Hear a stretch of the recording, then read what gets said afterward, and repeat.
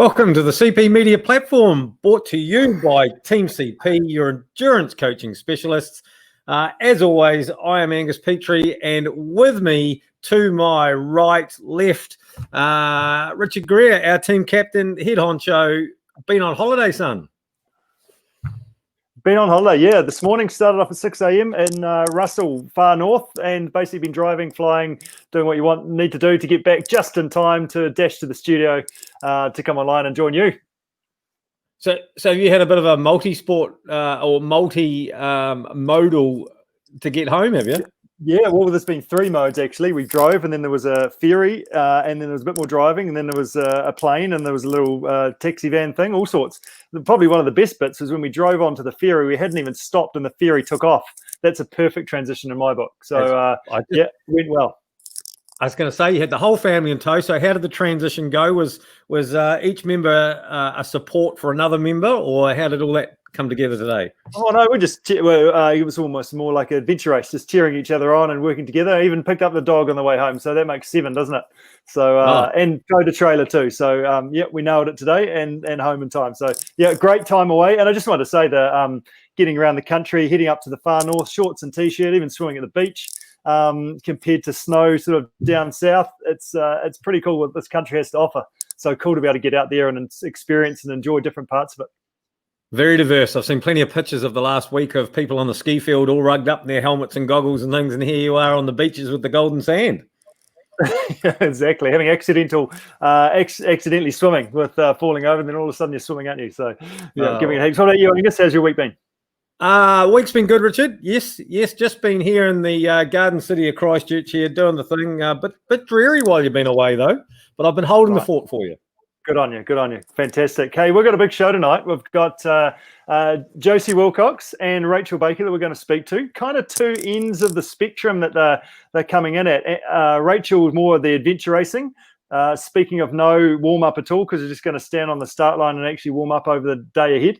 Whereas Josie going to come in the last couple of minutes, stand on the front line of the grid and give it heaps on the cross-country scene. So Josie, pretty excited to have her on the show. Josie's the national New Zealand cross-country mountain bike champion, currently holding that title. She's won the Pioneer a couple of times in the mixed team, which is a super competitive part of that event.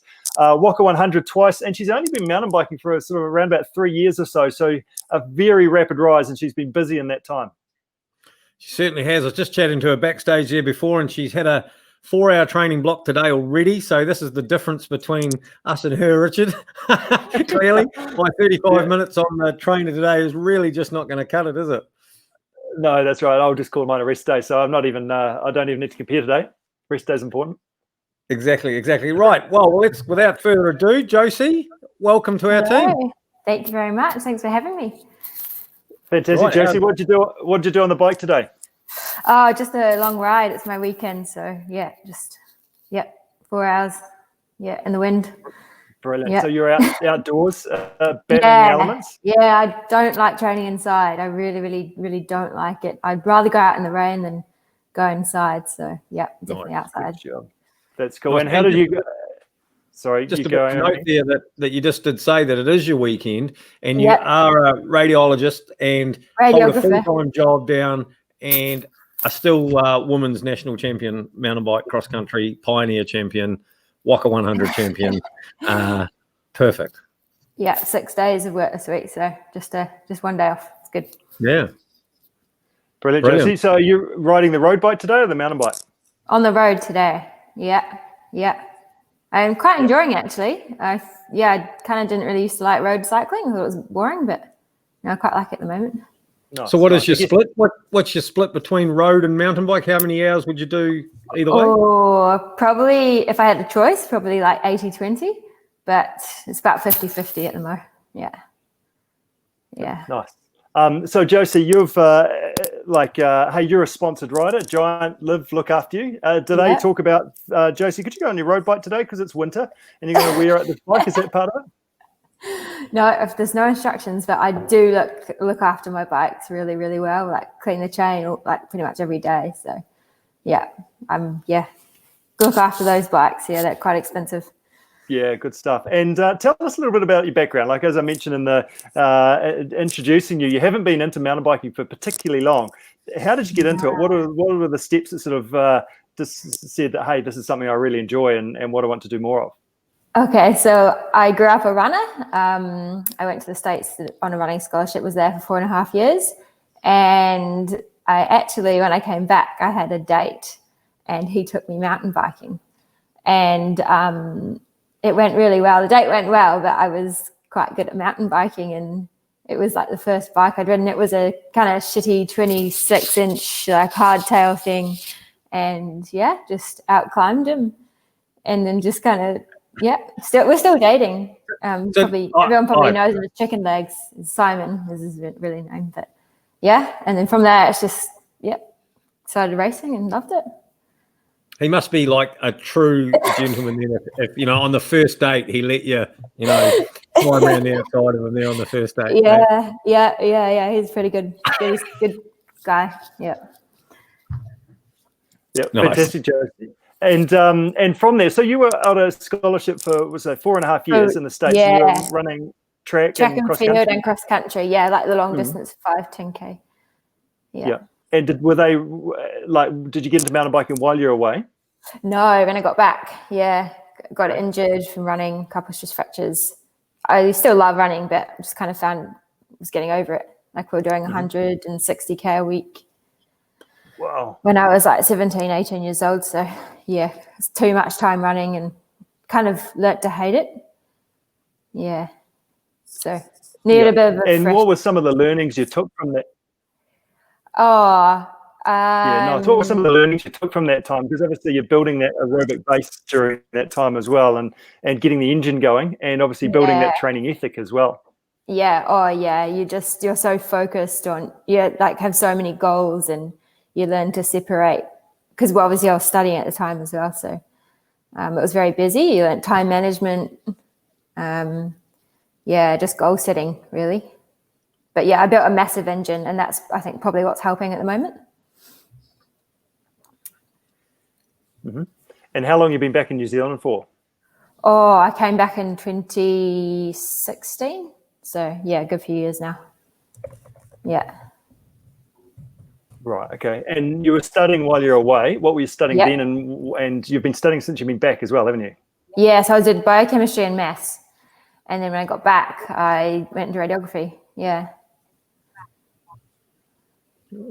Okay, nice. And how are you finding the balance between work and performing at that top level? Because that's obviously one part of really crux for you, but it's also crux for a lot of people, us normal people that are trying to do as well as we can, but also hold down lives as well. Yeah, it is really, really tough, and I didn't realize how tough it would be until December, when I started at the hospital full time. I think because I'm doing shift work, there's positives and negatives. Like sometimes I can get out in the day and then we'll be working like into the night. But then you do feel really, really tired. So it is a juggle. And but my coach is just so amazing and so understanding. And we just fit it in, and we get the work done, and we take rest, and plans change. Is that a message there? So you're working with Mark Kevin Leishman, who's been around them. Yeah, exactly. Mark Kevin Leishman, who's been around the mountain bike tracks and racing internationally as well. His experience must be pretty valuable for you. Oh yeah, amazingly valuable. Yeah, I can't really speak more highly of Kevin. He's just been such a help. I think it's been 2 years now with him, and I've just seen so much progression. Mm-hmm. So you're quite a technical rider too. I've seen you ride, I don't know. Many people would describe me as technical. But to race at the pointy end of a cross country race for a start, and the first year you won the mixed category at the Pioneer was the year Richard and I were there together. And there was some damn technical stuff in all of those races, and obviously you're very capable in that mind to be able to go that quick. And deal with all of those things. Is that something you've been working on? Like, is that a real skill that you've had to work on, the technical side of it? It's the biggest area I've had to work on, because I kind of miss, when kids grow up mountain biking or they grow up riding motocross, they're messing around on their bikes, they're like wheeling and just spending time on the bike. And I kind of missed out on that because I just got into racing straight away, and then I was off, and I don't really have some of those like really the groundwork, the basics that some of those people have. So it's a work in progress actually all the time. Yeah, you just get, you get more confident as you get better. But yeah, I'm still like not a huge risk taker. So it's definitely something to work on. But yeah, I've recently moved to Nelson, and it's been just amazing for the riding, to be honest. Some amazing trails there in Nelson. Oh yeah, I don't want to leave. I just want to stay here. And I still haven't. I've been riding here 7-8 months now, and there's probably 50% of the trails I still haven't ridden. Yeah. And the giant live that you're riding, the modern bike nowadays with dropper posts and big wheels and all the fancy stuff, all of that helps with that process. I guess you haven't been riding long enough to, like you say, to know what the old was like and know how good this new equipment is that Giant and the likes put out. Yeah, I don't know if I want to know. I don't know if I'd be able to ride a mountain bike if I didn't have like the dropper and the full sus. Nice. COVID, how's COVID? Josie, Rich, carry on, Rich. He's a bit delayed. Rich, we're jumping backwards and forwards. Yeah. Some reason. It must be the weather potentially. Yes, so tell us about COVID. What was the plan, and how's it changed, and how's that potentially changing going forward for you? Where are you at the moment? Yeah, so I was actually meant to be during a European campaign, flying out early June and pending selection for a New Zealand team for Worlds. So I was meant to be racing at Worlds, but obviously that didn't happen. So I was a little bit disappointed because I was I was training quite hard up to that stage, and I just won nationals, and I had a pretty good race at Oceanias and came second to back. So I was looking forward to going overseas to race, and we don't really have too many plans at the moment because I don't really know what's going on. And so Waka 100 is probably the next biggest thing on the calendar right now. I've been doing a few local races, but nothing too huge. And your progress, like Oceana's second to Beck McConnell. Well, that's a pretty impressive thing too. Beck's a full-time pro on the world circuit. So is that heartbreaking almost that's where you were, you trained and you were at that level and you were on the heels of there and about to make that journey over to there, and then has that been quite hard to deal with? Yeah, for sure. Because I'm very much goal driven. So I had written down my goals at the beginning of the year, and one was to be national champion, the other was to race overseas. And I can't really change that, and it's a bit annoying, but we'll just aim for next year, and that's another, it's not too much further away, to be honest, and work on some few skills in the meantime and hopefully be fitter and faster. And one thing we always talk about when we have people on are mental skills and things. So, but I'm going to guess that being as that you started competitive racing of one description on foot for a start from an early age, that you've probably got some really good ways of dealing with all that mental pressure and stress from over the years. Yeah, I think definitely running in the States, I quickly learned how to control those like race line nerves, those that, flooded butterflies in your tummy kind of feeling. Because that was like 500 of the nation's fastest female runners, just full gas on the start line. And then, there's probably nothing more scary besides, Olympics or whatever. But some of them were Olympians, but I think just focusing on the controllables and focusing on you, trying not to let your mind wander to others, because you can only control what you're doing in that moment. So it's just wasted energy, isn't it? Yeah. Is there a bit let's just fall into that start line with the best of the best over there? Is there in the women's start line where there's all of those high end people? Is there some smack talking going on there? Is there any? Oh, for sure, because you're running in a team, so you've got 7 of your closest teammates right there, and the chanting going on, and you kind of get the sense of what I'm talking about. Yeah. Oh, That's quite cool, though, unbelievable isn't it, in experience. that environment, racing with a team. How have you found that racing? Because obviously mountain biking is going to be more individual than racing in a team in the environment over there. How have you found that? Yeah, definitely different. But I am naturally kind of like drawn to that individual sport. I guess that's kind of why I got into running. But in saying that, I think probably hands down last year, the Pioneer was probably my favorite race because it was a team race. And that's a cool thing with mountain biking. Like now, more and more so, you can race with a partner or race as part of a team. And I enjoy both at this stage. Yeah.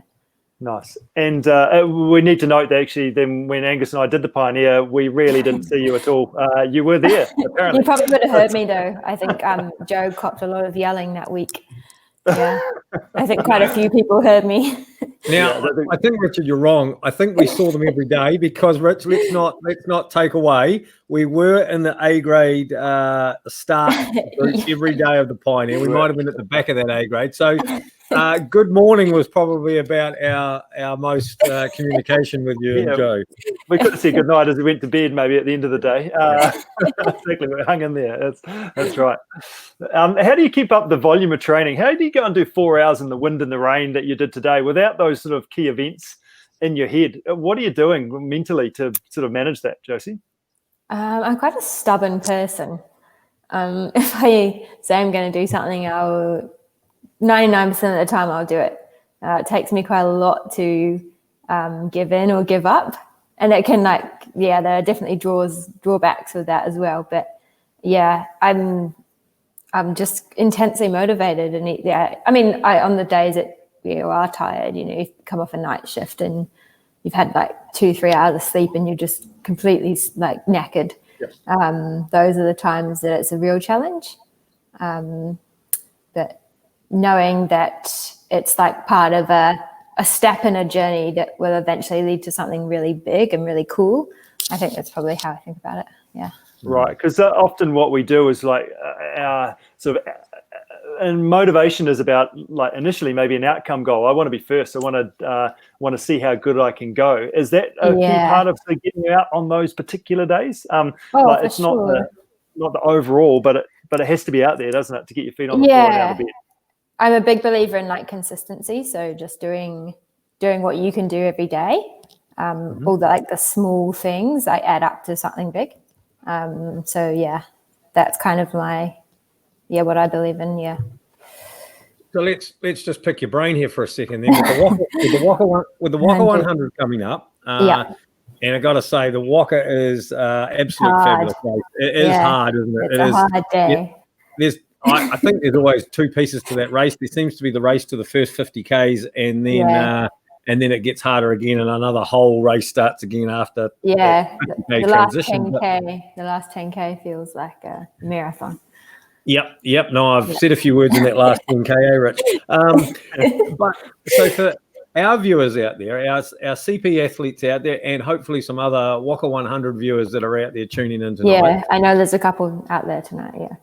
Well, give us some advice on maybe what we should be doing structure-wise in a week. Should we just be doing all long riding? Should we be doing a long, a short, a technical, or what? How would you, just for the people out there, what would you suggest? Obviously, it depends on how much time you've got. And so for the average person, I don't know, maybe you have time to go out 3 or 4 times a week. You definitely want to make the most of your weekend, if you're not working, or your day off.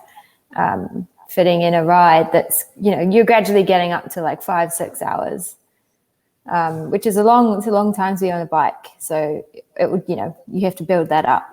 And then for the Waka, it's 3,000 meters of climbing. So you probably want to put some hills in there and some kind of hill efforts of fairly decent time. You're not going to be doing sprints so much. More tempo kind of hill work. And I don't know, it depends on your technical ability, but there's not a huge amount of technical riding in the Waka 100. Most of it's but it does get quite technical for the fact that when you get fatigued, exactly, the little things become quite technical, I think most people tend to take the downhill fairly, you're tired from going up and then you're like cruising on the downhill. Learning to ride downhill like controlled but at a decent pace is really hard. So yeah, I think what you're saying with when you ride the Waka, you're so fatigued towards the end that the downhill even becomes hard. Yep. So if I don't want to go down anymore, and I don't want to go up anymore. Yeah. Just give me a full drive track to ride up. Exactly. Yeah. So like if you can incorporate some kind of session where you've got some uphill and some fast downhill sections. And because this is Secrets with Josie, what about nutrition? How does Josie play her nutrition game? All liquids, food, how do you do that? I've always found eating on the bike a challenge, like even now it's hard. Like during the Pioneer, I think, I was just stuffing oranges in my mouth, I think, at one stage. They're good. I think Joe ended up with like orange peel through his back pockets. I do probably, I'd go through quite a few bottles. I think probably about 1 an hour, so about 6 for me. How do you carry them, Josie? How do you do that? Because there's only one aid station. Yeah, well, we had 2 aid stations, I think, the last time I did it. So I just did one on my bike. I don't have a second drink bottle holder, so I've just put it in my back pocket and then just switch them out. Some people ride the camelbacks. It's just kind of whatever works for you. Kind of depends how long you're going to be out there, I guess. But in terms of nutrition, obviously having a carb source in your drink, electrolyte source in your drink bottle as well. And I use Cliff Bar. I find Cliff Bar works really well for me. But also like the peanut butter, you can get those like Pix peanut butter slugs. The slugs. I kind of get fed up of the sweet. So I need something quite savoury. Use them, Good gels. Yeah. But it's definitely an eating game. You need to fuel yourself from the start. And when you're hungry, it's probably too late. You need to have started a bit before then. Yeah. Nice, Josie. What's your recovery go-to option in training days? Like you've done a 4-hour day today. What's your go-to? I'm actually fairly simple with recovery. I usually have eggs on toast when I get back. I usually have a coffee because I love coffee.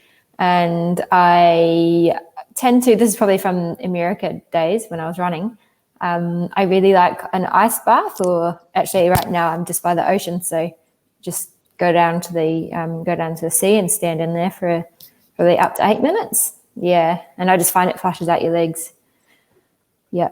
Yeah, brilliant. Good stuff. Yeah. And what about on cold training days like this in India? Spend the rest of the day trying to warm up next to the fire. What happens then? Hot shower and good dinner and usually like foam roller session. And are you a gear junkie? Let's go back to your bike. Let's talk about this fabulous Giant Live bike that you've got. Are you a gear junkie, or do you just use what it comes with? Do you have a particular tire that you like, that your preference? I do have a particular tire. That's probably the one thing that I'm really picky about, and I roll with the Maxxis Icon. Nice. Yeah, kind of so you do all around Icon tire. Front and rear? Sometimes I put like a Race Ardent on the front.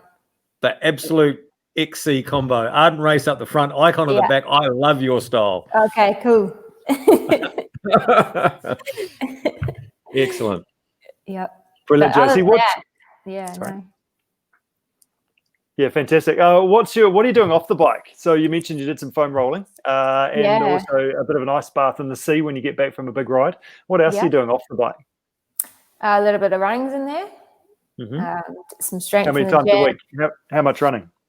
Actually just tore my PCL actually not too long ago, so I'm just getting back. But usually I think Kevin would probably give me like 3 runs a week. Back in the I still love running. I kind of got over it, but I still love running. And then in the gym probably twice a week with definitely like 3 core sessions, and then most of the rest of it's on the bike. Right. Okay. So not pushing any big weights, not doing any squats or deadlifts or anything like that. More just core. Not at this moment in time. Or body weight, small light weights, and core. It's really time and place for heavy deadlift stuff, but it's not right now. Yeah, nice to be able to go out running as well. Just to put on the shoes and go out running, just simple, and I can just run. And is that for like half an hour, 40 minutes? Is that what you're doing? Yeah, pretty much. Yeah, very time efficient, isn't it? When you're busy. Yeah, absolutely. That's great. Cycling's not always time efficient, which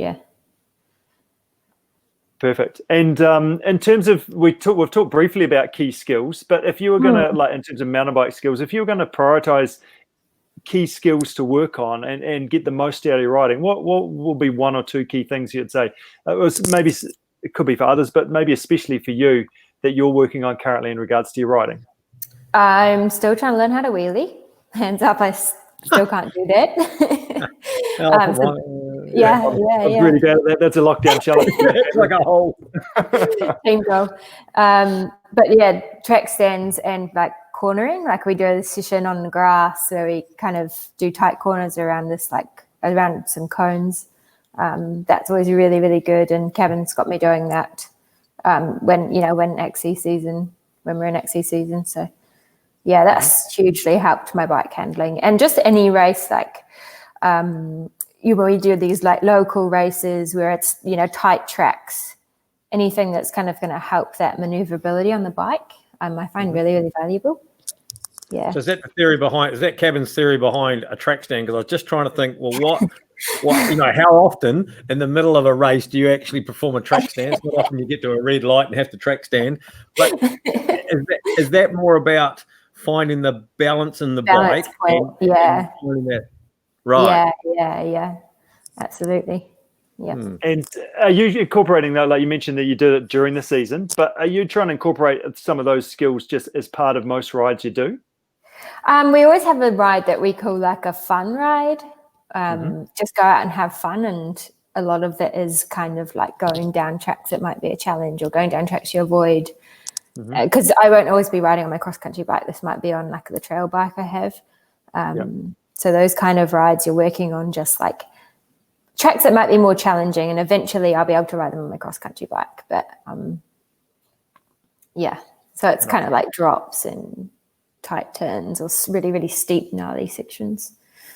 Yeah. Nice, Josie. Of all the different things we've talked about, what would be one or two key things that you'd say give to others that are looking to ride their mountain bike as best as they can, or even just training in general to improve their performance? What would you say from your experience? Probably like time efficiency. Like I've been using, like I'm actually 25k away from work at the moment, so I've been commuting back and forth. So even if I'm finishing at like 11:30, I'm commuting back at night. So just being able to fit cycling or training around your work day in a similar sort of way, having at least one day off the bike a week for multiple reasons, but you need to rest and recover, and making sure that you're throwing some effort into it, not just riding and feeling comfortable all the time, that you're just getting your heart rate spiking, and you're having days where you're varying your training. So like a hard day and then a very easy, it could be just like a road ride on the flat. Yeah, I guess that's the thing, isn't it, with riding compared to running. Running often is just hard to be able to run, whereas riding you can just sort of cruise, and you can go on coffee rides and things like that as well. But actually you need to learn to hurt a bit on the bike. Yeah, ride with a group and then just vary it up. Like definitely have your tough days and have your easy days and have your days where you're just having fun. Nice. And and goals for this season and long-term mountain bike goals, what would they be, Josie? I would love to make it to the Commonwealth Games, and who knows when it's going to be, because I don't know, with the Olympics being maybe next year now. And we'll go from there. I mean, I would love to be able to make it to the Olympics too, but for what I'm currently doing, I'm still 40 hours a week at work. It would probably be unattainable with this current lifestyle. I do want some sleep. But we'll hopefully make it to the world stage next year in Europe somewhere, depending on what's happening with this COVID situation. But so far I've achieved my New Zealand goal, and I'm really happy with that beginning of the year. And Good. So one thing from that, obviously sponsors wanted, you want to go pro so you don't have to go to work. So everybody's happy. Josie's looking for someone to pick up her yearly salary. Doesn't have to match it, do they? No, just get close, will be fine. Yep, good. Two final questions before we go, Josie. One, Yeah. if you could pick any mountain bike race in the world that you could go to, what would it be? A World Cup, probably. A World Yeah. Cup. Any particular country? Somewhere in Europe.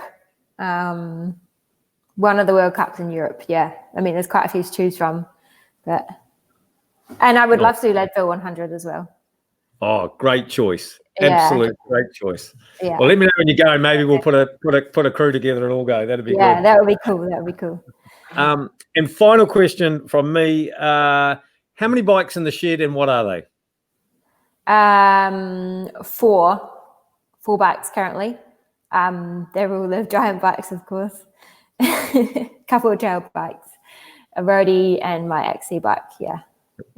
Nice. So Josie. no hardtail, just a full sus? What was it? No hardtail? No hardtail, no. We were considering actually maybe getting a hardtail. But And all full sus at the minute. And no cyclocross bike. Did I not hear cyclocross? No gravel bike? cyclocross bike, no. So Jason? You're listening out there, Jason. He's listening, I know he's listening. Fantastic. And a couple last things for me, Josie. What's your favourite New Zealand ride? If you're going to go and ride your bike, you had a few days to go and do it. What would that be? Okay, I love the Copper Mine. Has anyone done the Copper Mine? Oh, yes. Yeah. Fabulous. Probably my favourite. Dawn Smash on the Copper Mine, probably. Yeah. Brilliant. Nice. Brilliant. Fantastic, Josie. And what's the plan for Waka 100 this year? What's the goal? Oh, I was top 8 last year. So I really want to go like maybe top 6 overall. Well, not last year, sorry. 2 years ago. Yeah, top 6 overall. Yeah, it depends what fast males turn up. But I'll be chasing them. Good stuff. There we go. Be warned, everybody. Josie's coming for you. Fantastic. Excellent. Brilliant, Josie. Thank you so much for your time. All the best for the season ahead. We'll definitely be following your progress and checking out to see how well you go.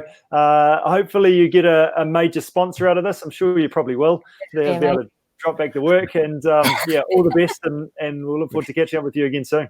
Cheers, guys. Yeah, thanks for having me. Thanks so much. Good stuff. Thanks, Take care. Josie. Bye.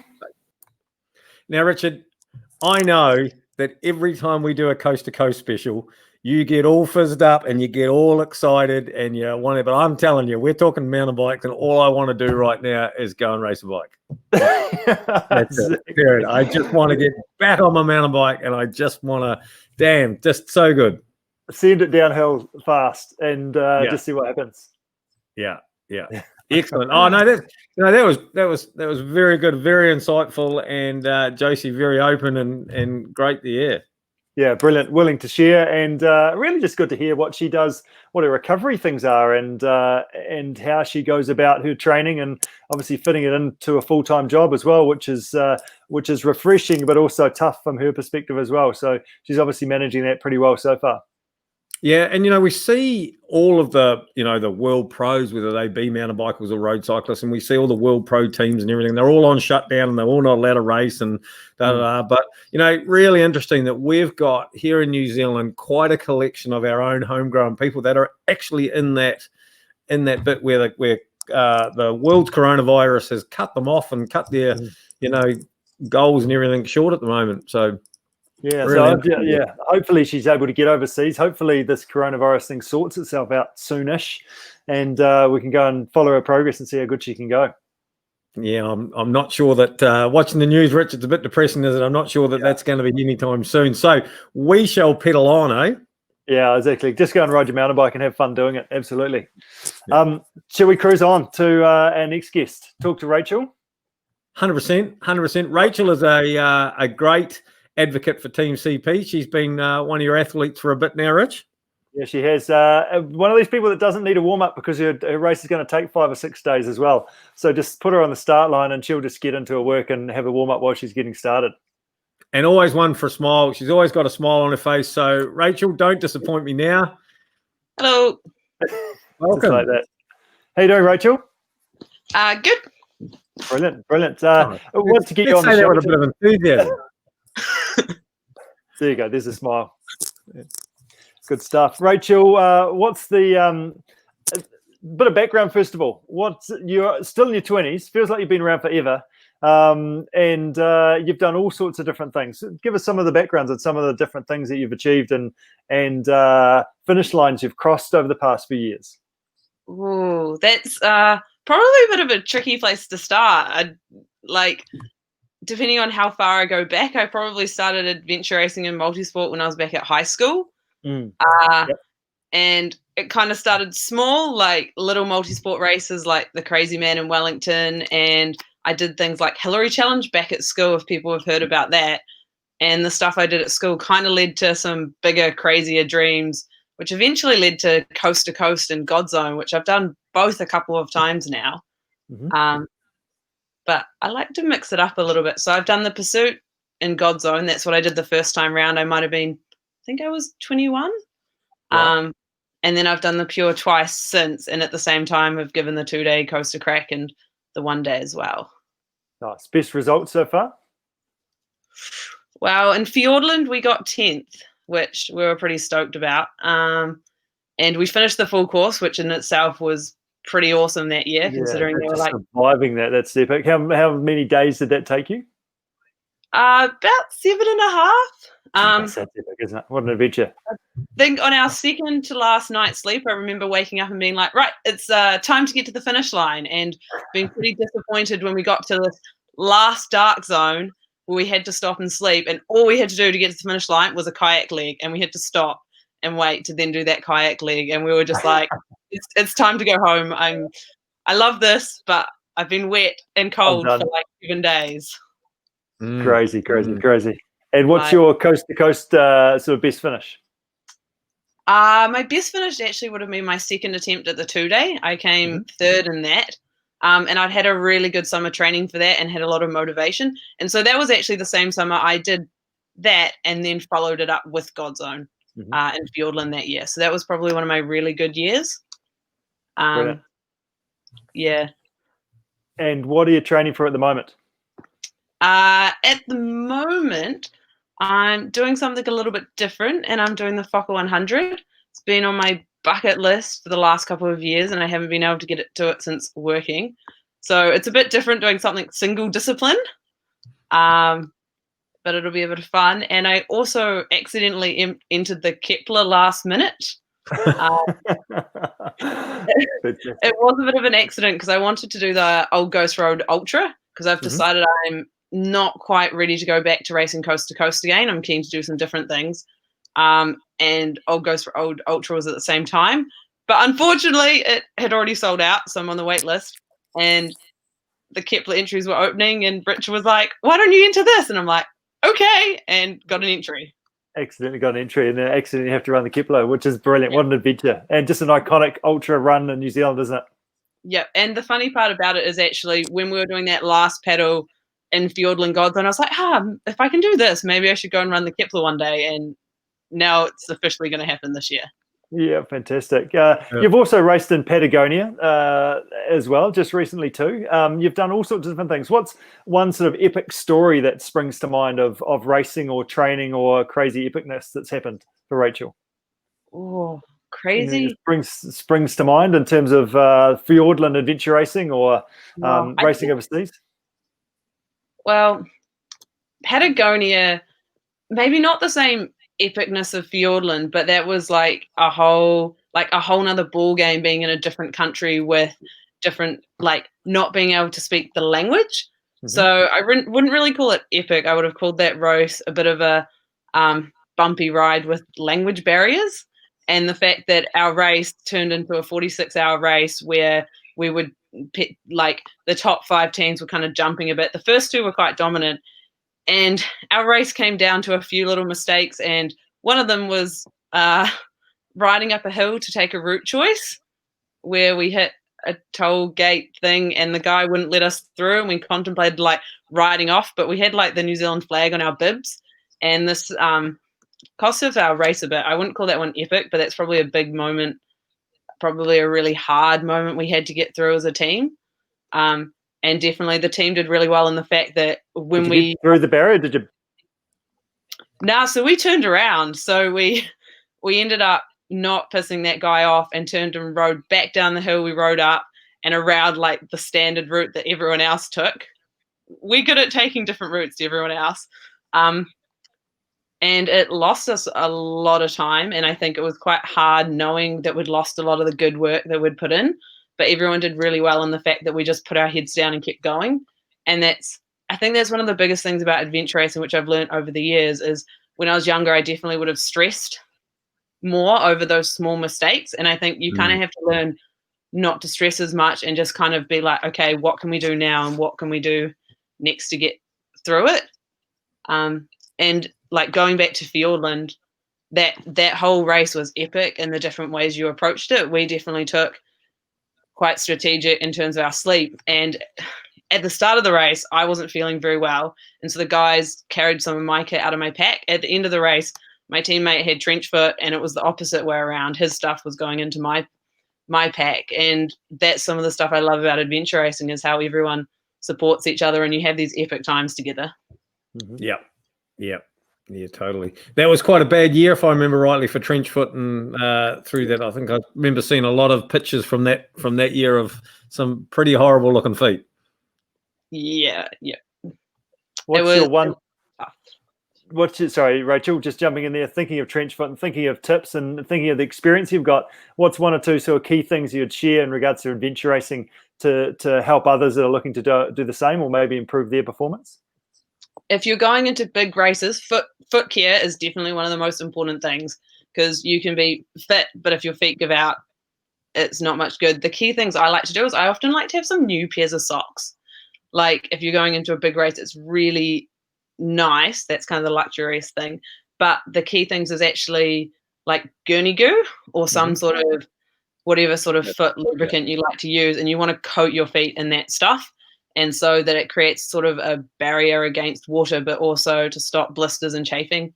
Well, the other bits. But the key thing is that if you do feel a blister coming on, you need to treat that straight away. And that's one of those things where if you're in the middle of the pack and you're like, oh man, this is great, we're racing really well, you need to put that kind of that hold and be like, hey guys, my feet are getting a bit average, and deal with it earlier to prevent it.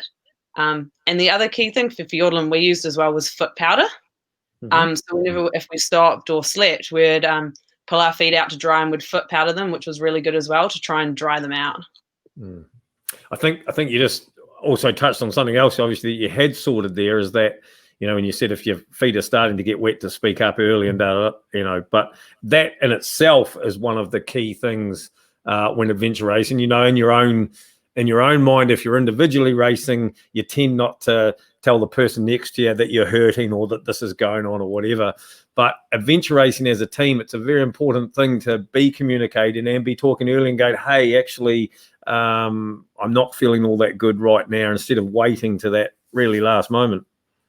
Yeah, I think that's a really important part about it, because you can only move as fast as your slowest person. And I think the thing about that is working out how you can move faster. If someone else is in the team stronger, give them more weight to carry, or if that's their strength. And again, more teams I've gone into, we've used tow lines, but I've found that what's really interesting about that is I've used them a lot more in the shorter, faster races.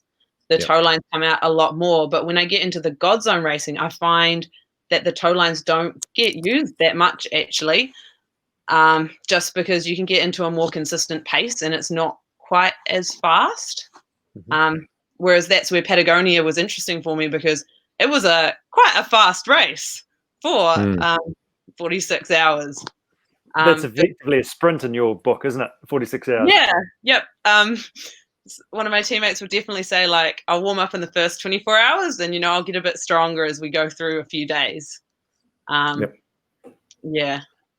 Nice, Rachel. So there's some racing tips, but hey, we've done all sorts of different things in regards to training, haven't we? With putting your pack on your back and just missioning and going on adventures around the place, climbing hills, you name it. What are your one or two key, we're talking adventure racing, go-to training tips that you'd share? Ooh.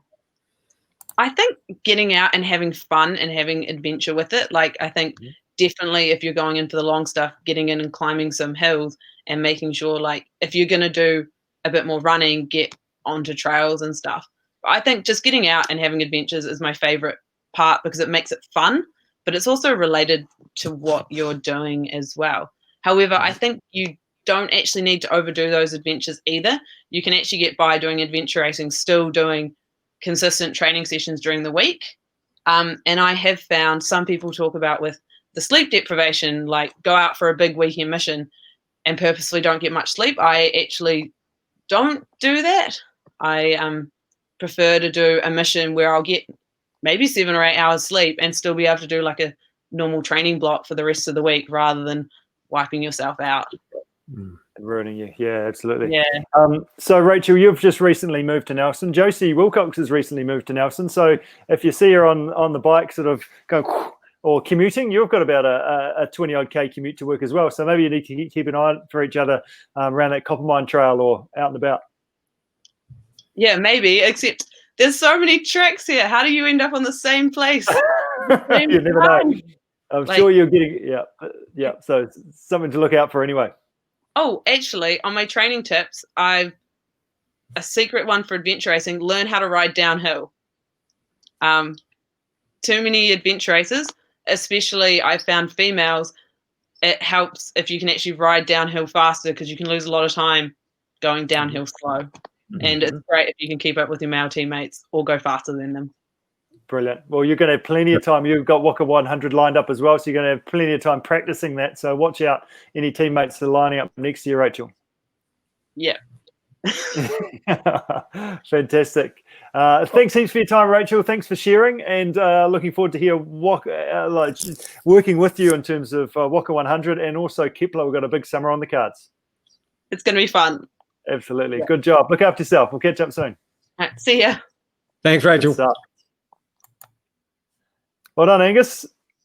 Well, that's good. Rachel's got, been there, done that, got plenty, but still got plenty on the horizon as well, which is always good to see.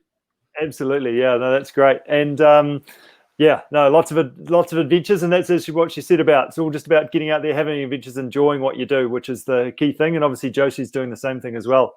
We've got a couple of from the news desk, Angus. What have you got there for us? Well, you all like my Everesting updates, and on the world of the Hells 500 Everesting Challenge, where the idea is obviously to climb the height of Everest, 8,848 meters on a bike on one single hill. You'll all know that I've been talking about that over the last few weeks and that we've had a few records set. Well, once again last week, both records were broken, the female record and the male record. Emma Pooley, ex-pro, she's 37 now, I think, and she has just broken the women's record. But quite famously, the male record's just been dropped again by one retired pro by the name of Alberto Contador. So a name that probably many haven't heard of for some time, but everybody knows the famous Alberto Contador, Tour de France winner back in those Lance Armstrong days as well. He was around. Anyway, the man is now making his own bicycle. So what better way to test a bike than to have a crack at the Everesting record? Yeah, good. I think it's getting harder for me to even bother worrying about this world record, Angus. Yeah, look, I think there's still, you've still got potential, Richard. There's still potential. You should never give up trying. Yeah, exactly. We'll see. Absolutely. No, good updates. That's great. And we've got our next challenge on the cards as well. Maybe you can flash it up on the screen for those that are watching, but those that are not watching, this is challenge number 12, Team CP challenge number 12, running from Friday the 17th, which is this Friday of July, through to Monday the 27th. That's 2 weekends to get to your local. So your local is your local pub, your local cafe, your local ice cream shop, your local corner dairy, your local, whatever your local is. Maybe your local shoe shop, your local bike shop, wherever you like to hang out and have a refreshment, is you've got to do a mission to get there, whatever that might be, and have some fun doing it. Maybe take a few friends along with you, and we want a photo or a video update of you doing that particular mission, and then at the end with your feet up, relaxing, enjoying said brew, and reflecting on a fantastic adventure just done. So your local, get out and support those key people in our communities. And listen, I'm going to do something really shameless here, Richard, and I'm going to give you all a good local place to go and visit. If you think you should ride your bike on a Friday night, what better place to go than the Lighthouse Brewing Company on Bath Street in town here in Christchurch. Now, the reason for the shameless plug is it is cyclocross season. We're back in the swing of CX. It is back, and the Lighthouse Brewery are one of our great sponsors for CX this season. So completely shameless there, but there you go. Lighthouse Brewing, some great craft beers there. And on that note, this weekend, Ferrymead Park, round tour cyclocross. If you've never done it before, come along and have a go. Bring your mountain bike. If you haven't got a cyclocross bike, that doesn't matter. We'll take mountain bikes. And again, if you haven't done it, even bigger incentive, your first round is free. That's free. Zero, nada. Come race your bike. Come have some fun. Play in the mud. Ring some cowbells. Come join us this Sunday. Brilliant. And since we're speaking Sunday, I might as well come straight back at you with our Sunday morning road bike ride. If you don't want to get yourself muddy, come along Sunday morning, Coffee Culture, our local cafe down in Beckenham there. Come and meet us there at, 9:30 a.m. I think it is from memory. Brett and the crew will be out for a ride on the morning for an hour and a half, and you'll be back in that time after having a good ride, no matter what your level is, and with your feet up, reflecting on an awesome time out with a cool bunch of people. So lots of different options. Get out there and explore and enjoy seeing what you're capable of doing. Yep, 100%. I think not even sure what the weather's supposed to be this weekend, Richard. But as Josie said, get outside. Doesn't matter whether it's raining or sunshine or whatever. Just get outside and enjoy it. Brilliant. Well done. On that note, over and out. Good job, Angus. Thank you for a fantastic show, for pushing the buttons. Thanks to Josie and Rachel for their insights, and we'll look forward to seeing you next week. Yep, don't forget, this will be up on our YouTube channel, so get over to the Team CPNZ YouTube channel, hit subscribe so you never miss a video. We'll also be uploading this to our podcast, so you can find us on all the major podcast platforms, but if you're having trouble there, just slip over to the teamcp.co.nz website, click the little podcast button, and they're all there for you. Until next Wednesday, same bat time, same bat channel, Richard. Get out there and amongst it. Spread the awesomeness. Thank you very much. Over and out.